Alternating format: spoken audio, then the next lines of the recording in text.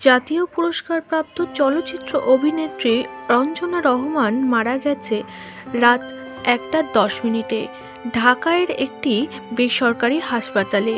টানা 10 দিন রাজধানীর একটি বেসরকারি হাসপাতালে সিসিইউতে অচেতন অবস্থায় ভর্তি ছিলেন নায়িকা অঞ্জনা রহমান।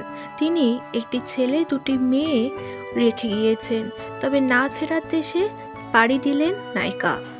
ঢাকার একটি বেসরকারি হাসপাতালে ভর্তি ছিলেন, তবে স্বাস্থ্যের কোনো উন্নতি না হওয়াতে বুধবার রাতে তাকে বঙ্গবন্ধু শেখ মুজিবুর বিশ্ববিদ্যালয়ে ভর্তি করানো হয়। মৃত্যুকালে তার বয়স হয়েছিল 58 বছর।